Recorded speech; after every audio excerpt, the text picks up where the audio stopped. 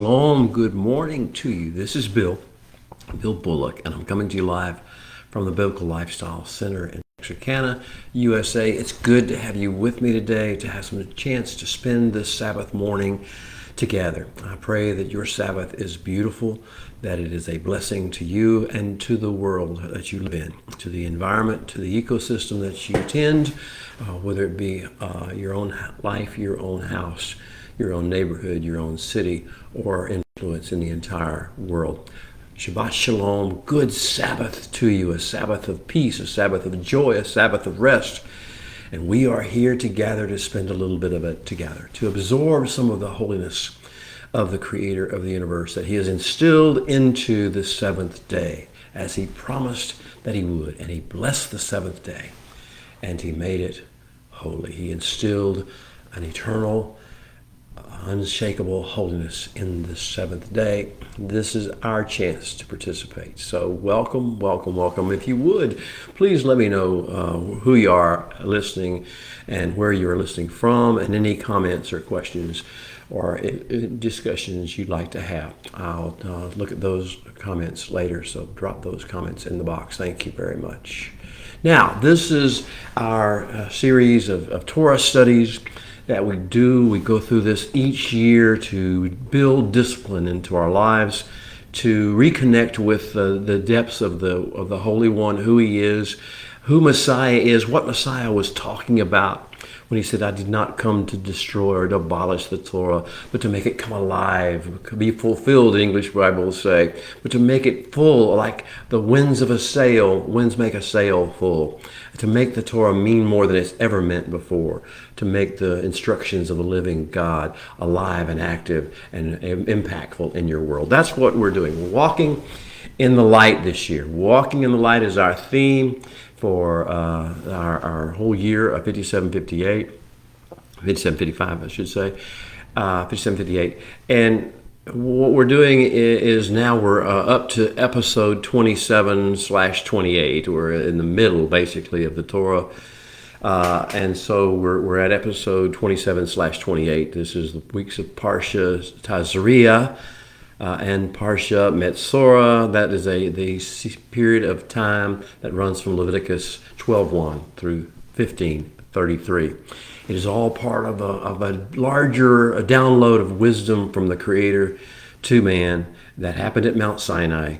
And it's called the Kedusha Discourse. It is the discourse that runs from Leviticus chapter 10, verse 8, all the way through chapter 24, verse 9, the longest continuous flowing episode of divine speech, uninterrupted divine speech found anywhere in Holy Writ or in any literature anywhere. This is the speech of the talk, the words, the instructions of the one who created the heavens and the earth. His instructions to mankind as to how to live a well-lived, impactful life. So we're walking in the light, and the subtitle of this series that we're doing is Discovering the Secret Wisdom Encoded in Torah's Timeless Stories. Some people see Torah, the first 5 books of the Bible in particular, as some sort of a legal code or a law. What it is a series of stories that are designed to illumine and bring out the essence of life to those who read it, who study it, who meditate upon it, who absorb it. It is like a grandfather gathering his grandchildren around him and telling them stories that actually are not just stories, that actually tell the grandchild who they are, where they came from, what their life is all about. So we are walking in the light, discovering the secret wisdom encoded in Torah's timeless stories. We are now in a series of time when we're thinking about what it means to be walking in the light. And I'm going to just cite you a verse and let you meditate on it for a few seconds before we get into the depth of our studies today. And that's Psalm 119, 105. Psalm 119, of course, is a treasure chest, as it were, of wisdom and revelation and inspiration. But this is one verse out of the entire passage. It's Psalm 119, 105. And in Hebrew it says, Ner legragli devareka. Your word the Vereka, is a lamp, a ner, an eternal flame, lighting the way for my feet. Your word is an eternal flame, lighting the way for my feet. The walking in the light story that we're telling. And the second part of the verse is Ve'or lin tivati. And you're a light, a shining, radiant light for the path I'm walking. The navigated course you've set out for me. You are the light that sets it forth. Your Torah is the light that does that. So Torah is a navigational app, and we're going to learn how that works today as we get into the Kedusha discourse in detail. We see the details of the light source, of the ner, of the Torah, the word. As we see it begin to lay out before us and shine before us, we see it's a navigational app. It's not designed to punish. It's not designed to correct. It's designed to give us hope, inspiration, and guidance into the best way of life, the way of life that has most meaning and most impact.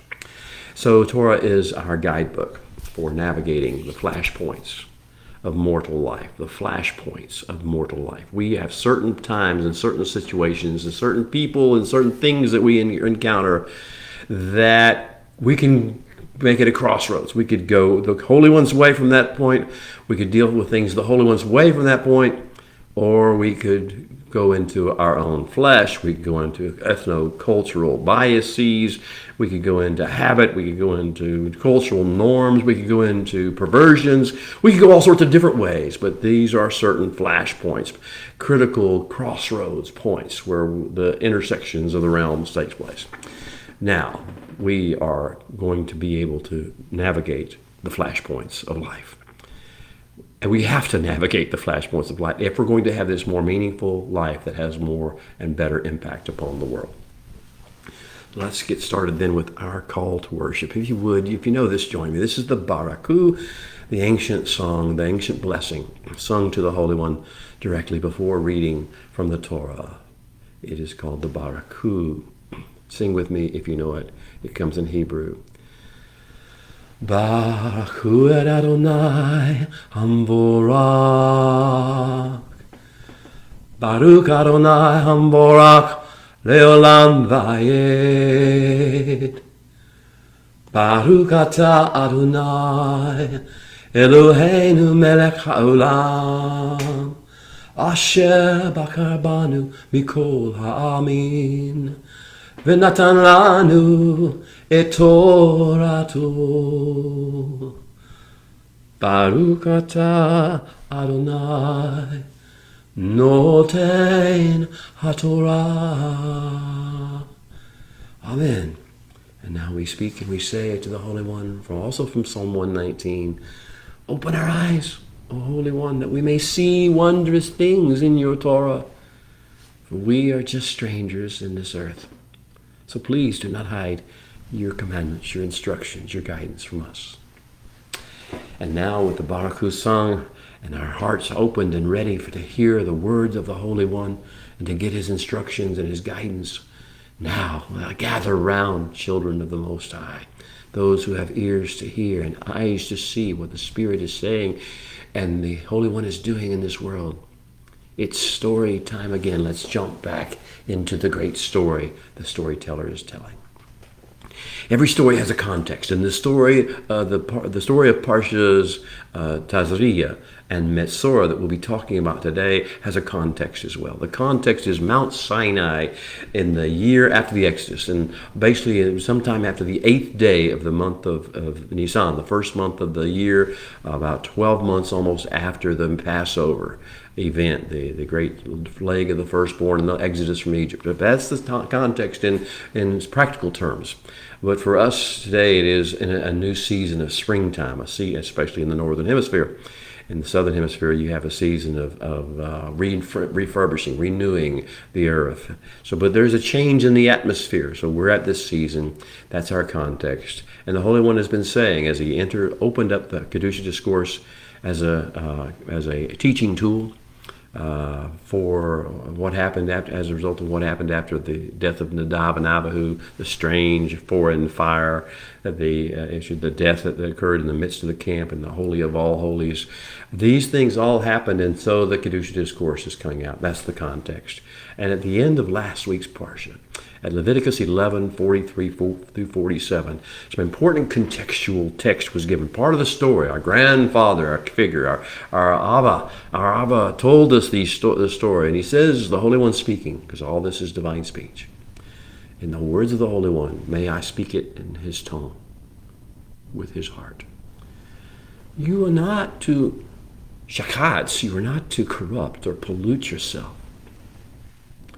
You're not to do so with any creeping thing that creeps on the earth. And you are to make yourself, not to make yourself tameh, or unclean, or defiled, or fragmented with them, by them, lest you take on their uncleanness, their defilement, their corruption. For I, again, the speech of the Holy One himself, for I am the Holy One, your God. And you are instead to kadash yourselves, to be holy, to be kedoshim, ones who are holy. For I am kadosh, I am holy. Neither, he continues, neither are you to make yourselves tameh, unclean, defiled, corrupt, with any creeping thing that creeps upon the earth. For I, the Holy One, am he who brings you out of the land of Egypt, to be your God. You are therefore to be kedoshim, to be holy ones. Be holy, for I am holy. He repeats that phrase again. And he goes further to say, this is a Torah. This is an instruction. This is a guidance principle relative to the beasts and to the winged ones and to every living creature that moves in the waters and of every creature that creeps on the earth. You are to make a distinction, a havdil. You are to make havdil between that which is unclean and that which is clean. That's how the Kedusha Discourse started, with instructions to Aaron to that regard. Now he's broadening it to all of Israel. You are to make havdil between the unclean and the clean, and between that which may be consumed, brought into and made part of who we are, and that which must not be consumed, brought into who we are. So, last week in Parsha Shemini, as we kind of got ready in the context of this story, the Holy One taught us about winged creatures and crawling creatures and creeping creatures, and how to make the first level of distinction between the holy and the profane, and the holy and the clean versus the unclean. And the preliminary level 1 exercise of the greater program of discerning and making havdil between the unclean, making distinction between the unclean and the clean, the holy and the unholy, is using the animal kingdom, the creature kingdom, as the point in contact. We are, first of all, if we can't do this, we can't do any of it. The greater things are going to come later in the Kedusha Discourse, part of them in today's Parsha, some more in later portions. But these things that are coming are the higher levels of making distinction between the clean, the unclean, the holy, and the unholy. Today, or last week rather, in Parsha Shemini, we were introduced to the concept, the idea of the difference between creatures. Now notice about creatures. The majority of the species of creatures kill and consume other animal creatures. They're predators.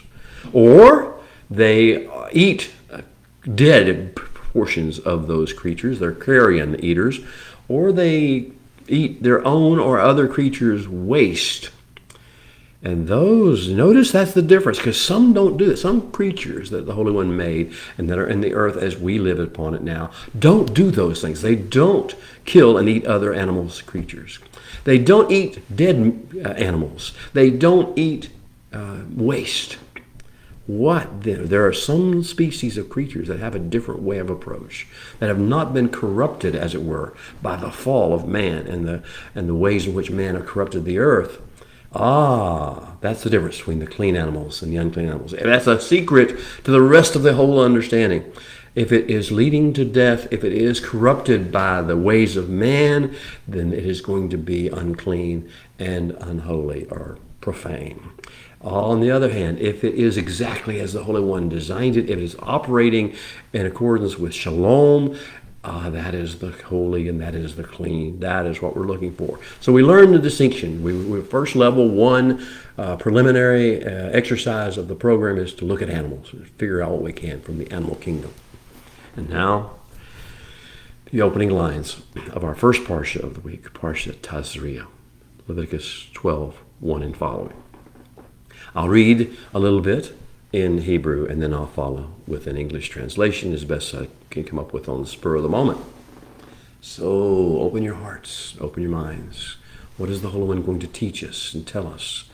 What training program does he want to release? It all begins with the words of the Holy One being spoken. Vayadaber Adonai el Moshe lemor.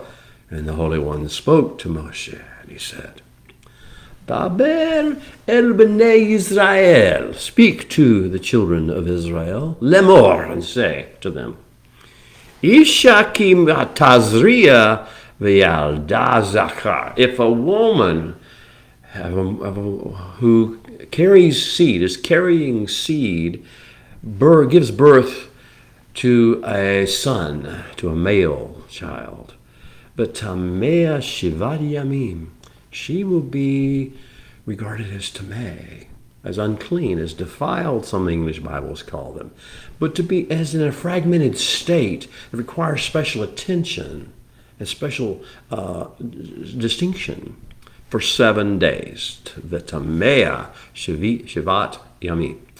Kimei midat devoda titma. Let me read sure I get my glasses on so I can read it right. Yeah. Kamei nidat devota titma. As she is unclean or defiled or in a fragmented state requiring special attention during the time of her monthly flow or menstruation. So now we're getting very specific. We're going from the animal kingdom to the human situation. Saying there are situations that you should look at and say, this requires special treatment.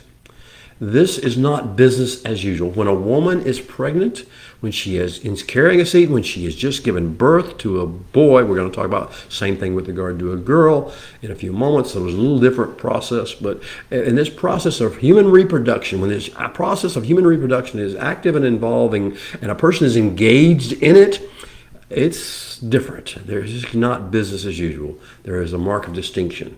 We'll talk about why, perhaps, why this is different, why we have to think of people, see people as different, so why our eyes need to be alert, and our discernment needs to be up, and our compassion needs to be aroused whenever we see such persons in this state, because this is a state where there's a crossroads.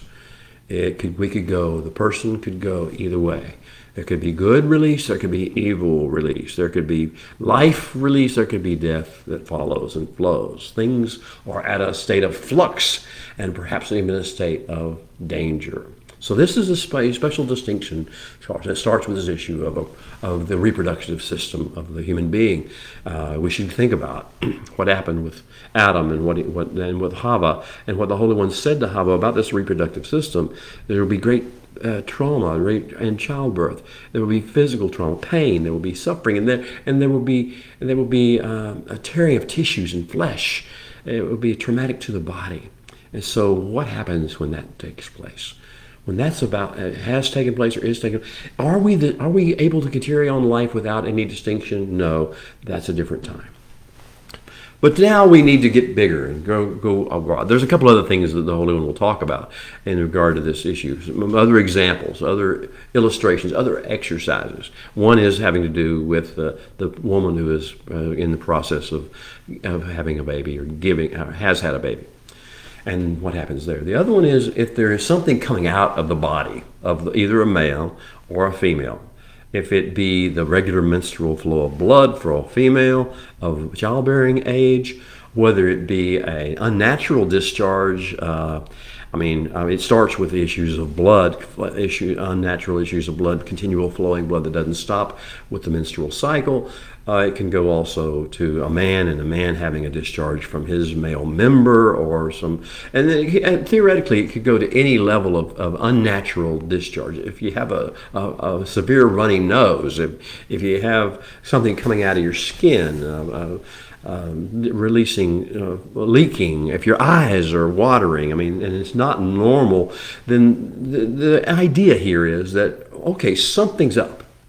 Do you discern it? Do you see that you maybe not want to put the same expectations on the person as you had before they exhibited this symptom? Or you may not want to put the same expectations upon yourself that you did before this manifestation of whatever the leakage of the drainage was. Okay, so that's the kind of examples we're going to be using. But to get to the point, what does it matter? I mean, surely it's a good thing to have babies. It's a good thing to have a menstrual cycle so you can have babies. It's all this sort of stuff. But what's the real root of the problem? Well, that's where we have to understand something that the Torah calls tumah. Tumah. It's a noun that think of it as kryptonite for the Holy One, for holiness. If He's called us to be holy as He is holy, think of the first thing, the kryptonite that would keep us from doing so. If we were Superman trying to do something super, it would be our kryptonite would be tumah. It would be this uncleanness, as the King James Version called it, and defilement, as some others did, or ritual defilement, or impurity, as some other of the translations have done. All those, they don't take these English translations too seriously, beloved. Go back to the root. What does it say? It's talking about tumah, and to a Hebrew, and when it's actually coming from the very mouth of the Holy One, He sees things a little different than human beings do.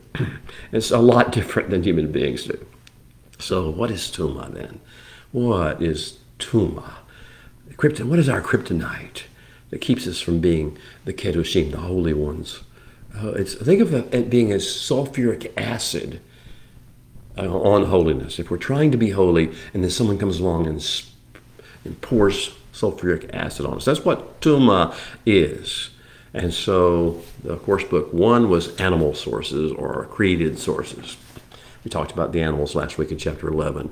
Chapter 12 and beyond will deal with human sources. There are parts of human life, mortal life upon earth, in this fallen world, that provide access to us for tumah. Tumah can enter us, affect us, and we need to be able to recognize that. Make distinction between that which is clean and unclean, that which is tahor and that which is tameh, that which has tumah, that doesn't have tumah. So, tumah is often called in English translations by a name of defilement or uncleanness. But what it means is something has torn open an old wound from the fall. One of the things that happened at the fall was at the time of the rebellion against the Holy One by Adam and Hava in the garden, and the ingestion of the fruit of the tree of the knowledge of good and evil, is that into the world, into human DNA came Ra, evil as it's called in the King James Version. But Ra means a self-obsession, a self-promotion mindset, a self-only, self above everything else, a concept that's Ra, it's evil. It's not moral evil as you think of it. It's the evil that means that we're not here for the kingdom. We're not here for the sake of the creation. We're not here for the Holy One who made us. We're here for our own self, and we want what we want, when we want it, as we want it, how we want it, and the time we want it. So that's Ra. We have an old wound from Ra. We have an old wound from the next thing, which is Shakat, which is corruption. The three things that the Holy One says the world was full of before the flood, and even, again, after the flood. Human beings and animals and creatures and the creation itself were subjected to the trauma of Ra and also Shakat, and one other thing, which is Hamas. Hamas is usually translated as violence. Is any form of cruelty. It flows out of Ra and Shakat. It flows out of self-obsession. We don't care what happens to other people. We want to inflict and hurt other people because we can get something out of it, maybe feel more powerful ourselves. That's Hamas. It is violent. It is angry. It is selfish. It is totally perverse. And that's Ra, Shakat, and Hamas have created these old wounds. in us, and they're there. They're triggers in us now. Something comes along, a situation occurs, a feeling arises, a sound we hear, a song, a statement, a phrase, a scent we smell, something we encounter with our eyes, and suddenly we are caught up. The raw, shakat, Hamas hole in our soul becomes stirred up and begins to be torn open and begins to ooze toxicity. Well, now you're understanding what tuma is. And the Holy One knows our condition. In our fallen state of mankind, He knows our condition. He knows that there are things that will trigger us, will aggravate the existing old wounds and pull the triggers on us. So these are the things of Tumah. The first instance of Tumah in the Torah, when He first introduces this term to us, is found in Genesis. I think it's chapter, chapter 34, verses 5 and 13. It talks about what happened with Yaakov's daughter Dinah, Jacob's daughter Dinah, in the city of Shechem, and what happened when the prince of Shechem took her and as a young girl, not even probably to puberty yet, took her and raped her and had his way with her and defiled her. That's where we get the word. He took her and he broke her. He broke her at the deepest level of who she was. He forced his way upon her and into her, and he injected his regeneration's perversion into her. And she became conflicted. Who does she now serve? What is she now? What has she now become? Her identity became questioned. Her self-worth became doubted. Her covenant calling into the covenant of Yaakov, of Abraham, Isaac, and Yaakov, and their seed forever became in question. How did this happen to her? This is what Tumah does. It confuses. It brings about gender and mindset and purpose confusion. Yes, you understand how Tumah affects human beings. So let's pull back the curtain a little bit. It's compulsion. When these wounds of Ra, Shakat, and Hamas are stirred by some event or some circumstance or some stimuli, seen, heard, smelled, tasted, experienced, felt, when these things happen, we become to act compulsively. We begin to act compulsively. And some people call them unclean spirits begin to work on us. But spirits of Tumah, breaths of Tumah will waft over us. And you can put the personality to them if you so desire. If your theology calls for that, I don't care what you call them. It's not my job to teach you that issue. The issue is you would understand that the world and living in the world can stir things up, can activate negative forces in you, in your humanity. And we are called to be above that, to be able to recognize it before it happens and stop it and begin to function and teach other people how to function by overcoming it. So, some compelling, compulsive force, energy, or person impels us, seduces us, drives us to behave in a compulsive way and to consume, to take into ourselves something unclean, something tumah, something that is just going to make us be conflicted, compromised, have different loyalties and viewpoints, have different purposes and meanings, have confusion as to our identity or our way and what we're connected to and what we belong with. Will be fragmented in the soul, the mind. We have weak, diseased mind and ways of thinking. We'll get futile thinking, reprobate mind. Our will will be so confused, it won't know what the difference between what the Holy One wants and what the desires of the flesh and of the ethnocentric culture we live in would desire.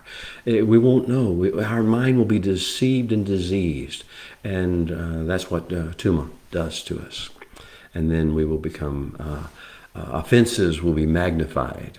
Emotions will be glorified. All matters how we feel about this or how we feel about that. Our offenses will become the most important thing in the world as opposed to our mission.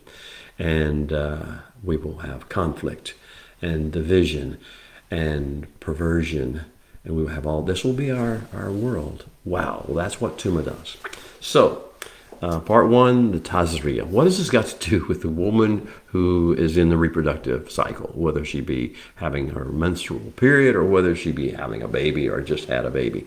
What does that got to do with her? Well, Tazria, being the seed, carrying the seed, going through the reproductive cycle and connecting with the reproductive cycle is a flashpoint, is a critical point of trigger. If anything will activate the broken places in a woman's or girl's soul, her mind, her will, and emotions, if there will be a hormonal imbalance that arises, it'll come primarily during the reproductive cycle of the menstruation and or the giving of birth. Now, this affects male and female, but primarily the female. She's the example. She's the illustration the Holy One is using here. So, with all the reproductive cycle and every aspect and element of it come danger zones. Danger zones of life where the holy, the thing the Holy One designed us to do, the Creator designed us to do, and reproduce in an appropriate way. Bring forth seed after its kind. That's the way He designed us to do, but the other things enter into our ideas and our thoughts and our emotions about the reproductive cycle. When that happens, we become infected by Tuma. We ingest, we take it in, we consume, we take in Tuma. And then we take in, with Tuma, we begin to take in the other realm, which is the profane, the common, the whole. And we don't see the holiness, the beauty, the majesty, the energizing, inspiring presence of the Holy One coming with us. So, this all relates back. If you see where we are in the Torah cycle, we connect one thing to another as opposed to looking at individual verses here or individual passages there. It's all one great story. And so the beginning of this part of the story took place with Nadab and Abihu on the 8th day of Nisan of this year, maybe a couple days before we're having this discussion at most. The greatest lesson of what happened to Nadab and Abihu is that we as custodians of heaven's flame, of His Kedusha energy, have a responsibility. The responsibility is to the Holy One, and it is to ourselves, and it's to the great mission, and to our families, and to our bloodlines as well.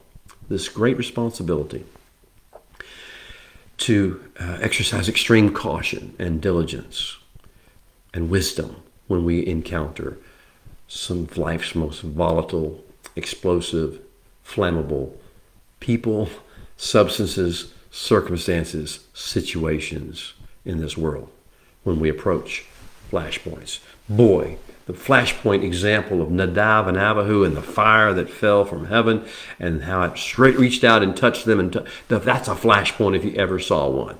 Well, that same thing happens at a spiritual level whenever we see the reproductive cycle involved, or we see other things that we'll talk about in these parshas of Tazria and Metzora. First case in point, Tazria, the woman in the cycle. Then we're going to go in Parsha Metzora to another level of Tuma. When Tuma has set for a while and hasn't been managed, hasn't been treated, hasn't been dealt with according to the Holy One's instructions, it will eventually metastasize and grow into something very, very toxic called Zara'at. King James Version calls it leprosy or being a leper, but that's not the real. That's, again, don't trust these English translations. Be grateful for the fact that somebody helped people to understand there is the Holy One speaking to people, and He has something to say. But let's go back to His language, the language He chose, the language He speaks in heaven, the language of the four living creatures, and 24 elders speak in heaven, and the saints and the seraphim and the cherubim and the Holy One Himself. This is the language. Go back to the Hebrew, and we'll see what's going on in that regard.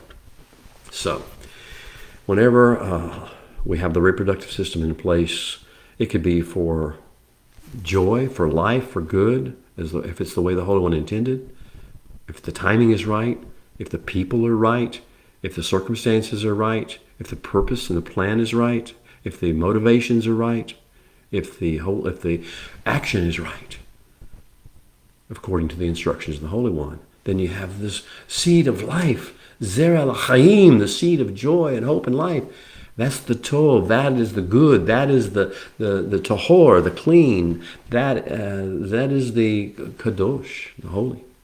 But then there's another chance. There's a crossroads here. If the circumstances are not right, if the people are not at the right stage of their lives, or not the right people to be doing this, if the timing is not right, if it's not done accordance and in the method and for the purposes of the kingdom, according to the Torah's instructions, the reproductive activities of human beings can be zera lamut, seeds of death. Do you understand? We're at a crossroads. Everything having to do with the human reproductive system puts you at a crossroads. Will you go the Holy One's way, or will you not? And this will be such a major part of life that this will be one of the sine qua non, the signs to the world of whether we are or are not walking with the Holy One, and He is or is not real to us in our lives. We are to be carriers of life-giving, hope-bringing seed and wholeness and wellness. But we have the capacity to also, because of the holes in our soul, Rosh Hashanah Namas, if they get activated, we can become carriers of the stench, stench of rotted flesh and rotting flesh. There's a delicate balance that must be maintained, beloved. And sometimes all it takes is a little tuma to tip the scales on the other side. Let's go ahead with our reading for a few moments. Let's see if we can get the Holy One's words flowing back in us as we've been taking a little concept to show break. Here's what the next lines say from the Torah. I'm going to get my glasses on so I can make sure I can read it well.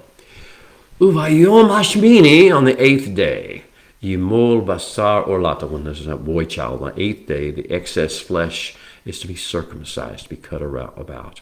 Remember the Abrahamic covenant sign in Genesis 17. Vishloshim Yom Ushloshet Yamim Teshev. Then for 30 days and 3 days after that, she is to restfully abide. Bidme Tahora Bechol Kodesh, in the blood of the restored wholeness, in all full holiness. It's a 33-day period after the male child is born. It's a little longer after the female child is born.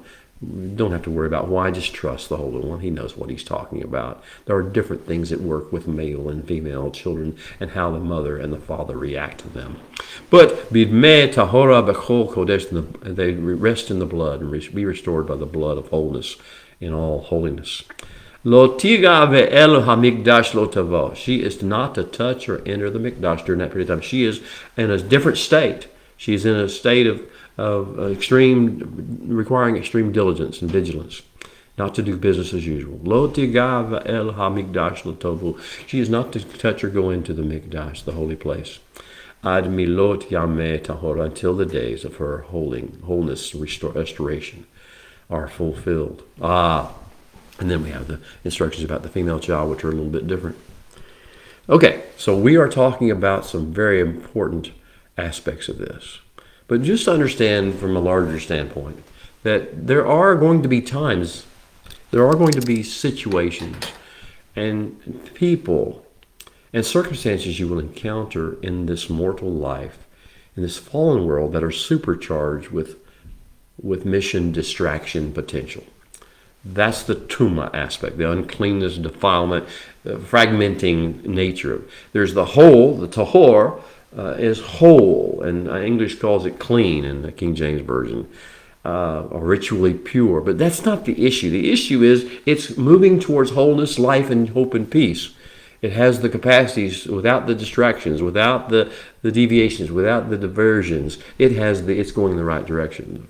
Like the animal that has not been corrupted to eat other animals, or to eat carrion, eat dead flesh of other animals, or to eat waste, or its own or other creatures. You see the difference? We're using these same patterns. You can understand that people are like that too. People tend to eat each other. I don't mean maybe we have cannibals, but I'm not talking necessarily about cannibalism. That's in the grossest, lowest level. But with regard to their thoughts, with regard to their attitudes, with regard to their opinions that they form. They eat others. They take them. They break them into pieces. They dissect them. That's what this whole idea of we're not supposed to be like that. We're supposed to see them as whole and try to bring them back into wholeness as opposed to tearing them into little pieces, labeling them this and labeling them that in ways that dehumanize, minimize, compromise who they are. So, childbirth, reproduction, those areas, but also we're going to get in touch with people who are just vile, people who speak profane things. Yes, it involves the using of the words that we don't want to talk about, that you hear on television or you hear now, especially in the streaming live programs. They use these words all the time, and it becomes common second nature because it's common and it's perverse and it's profane. It's not, doesn't reek of any holiness, doesn't have any scent of heaven to it. There's no way you can make it do that. So understand language, the way and the attitudes and the moods that people project, and the selfishness that they inflict on others, and the opinions that they give so readily, political, ideological, religious, cultural, ethnic in nature. Oh, they're so full of all this stuff. There's so much tuma in the world. Are you able to see it? Do you understand? That's our job. Our job is to discern it, to understand it, not to judge it and criticize it and walk away from it, but to figure out how to bring some level of healing and restoration to the persons involved and affected by that. So we should also remember, of course, that these instructions are given about a later day as well as the day that existed. A very special time in life and history was this era of Emmanuel, the era of the tabernacle and the infilling, indwelling presence of the Holy One. That day was not just a day of the past. It is our future. The earth's future will be the Messianic kingdom and the world to come, in which we have another era of Emmanuel, the ultimate era of Emmanuel. But the present one, the one that we're using as our prototype or model for that we're supposed to be thinking about and meditating on and longing for to come to the earth and come to us, the model we're using is the one that began 1 Nisan, in the year of the Exodus, the year when the tabernacle was built at the feet of Sinai, at the foot of Sinai, and it was infilled and dwelt by the Shekinah presence of the Holy One. And fire fell from heaven, and all the things we've talked about have been happening. And when that happened, when those things happened, the realms of the Hashemayim, the heavens, and Ha'aretz, the earth, merged and aligned. There was a point of interface, a docking. And then they found in the tabernacle a portal of diplomatic connection between these two realms, between the heavens and the earth and the Creator and the created. A heavenly embassy, as it were, is in place and will be again. It will look different, but it will have the same concepts at its base, the same ideas, the same elements of it at its base. This heavenly embassy is established, though, as our story, and the Creator has come to dwell, abide, shakan in Hebrew, in the midst of a people that He chose before the foundation of the world. That's our story, and His face, His lit up countenance is changing everything. His Kedusha energy that fuels Him and enlivens everything He touches, that's flowing freely. His glory, His kingdom weight of majesty and magnificence and beauty is all around us and inspiring us. And His word, His davar, His substance of who He is and the eminence from His mouth, these are dramatically present and transforming us. Oh, for that era, the prophetic era to come, to return to the earth, the magnificent presence of the Holy One. Well, this is the tent maker's dream. I hope you share it. I hope this is the longing you have in your heart as well. That not just a good personal relationship with God that gets you to heaven when you die is what your part, or not just something that motivates you to be a better person, although those are all worthwhile pursuits in themselves. What you really want is to have the tent maker's dream, the dream on earth as it is in the heavens, on earth as it is in heaven. Kingdom coming, his will being done, the whole shtick, as it were, that Mashiach talked about. You see, when that happens, when his presence is among us and his word dwells with us, in his light we see things. We see things that those that are not walking in that light cannot see. And we even see those things which they do see very, very differently and with different motivations than they do. By the Holy One's light, when we are in alignment with him, and when his portal is open and flowing and Kedusha is entering and we're absorbing it, by his light we are empowered and indeed compelled, dear ones, to visualize and interact with people and things and places and situations as we encounter them in life as wise, disciplined ambassadors of heaven, not as flesh creatures of the earth, and not as slaves to instinct or appetite or triggers or hormone imbalances or emotional imbalances or ethno-cultural predispositions and biases and prejudices and old wounds and hurts and offenses. We're supposed to be ambassadors of heaven, disciplined, kind, wise, humble, beautiful. That's who we're called to be. And in his light, we can see what we need to do to make that happen. Well, that requires us to engage in the overriding theme of Sefer Vayikra, the book of Leviticus, which is the call of the bridegroom to us as his bride people. Be holy. Beloved, are you hearing him? Absorb Kedusha from heaven. Take in the heavenly power and energy and inspiration. Be holy, holy ones, emitters of Kedusha, of energy, as I, the Holy One, would say, am holy, am an emitter of Kedusha energy.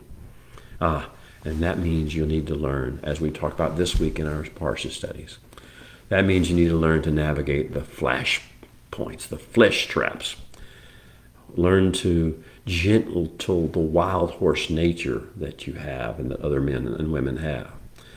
To harness the strongest hormones and emotions that life in the flesh, in the mortal body, engenders. And instead train them to reflect the holiness of heaven, of the heavens. Redirect our energies, redirect their energy to the administration, the advancement of the kingdom. This is the Holy One's operations manual on how to overcome the toxic impact of Ra, Shakat, and Hamas, and the obsessions of the raging nations and ethnicities. To overcome the effect of those things on our flesh, on our bodies, on our souls, our minds, our wills, and emotions, and to instead begin to walk in the Ruach and the breath and the spirit empowerment and the transformative light of our King's countenance. The call of the bridegroom to us as his snow globe people, his Am Segulah, his Mamleket Kohanim, his Goy Kadosh, his holy nation. The call of the bridegroom to his snow globe people is, look up, aim higher, receive what I'm giving you, what I'm sending you. Receive the signals and the empowerment and the energy I'm releasing to you. Embrace the calling. Embrace the mission. Embrace the holiness. Embrace the higher vision and the greater light. Bask in it. Receive the inspiration of it. Absorb the empowering energy of it. Take it into yourself. Consume it. Absorb it. Become it. The Kedusha, the energy, the holiness that of heaven brought down to earth, and learn to watch out for and recognize and navigate around and then transcend mortal life's tomb potholes and trapdoors, potholes of the flesh, potholes, trapdoors of the pseudo-intellect and the pride of life. Beloved, it's time for me to leave you now. I have a gathering to go to, and we're going to have a wonderful time discussing these two parshot and the details. Haven't had time to do that with you today online. We've been covering the general story of where we are and what the Holy One's really saying to us. It's deeper than just a few rules or laws. or ordinances or statutes.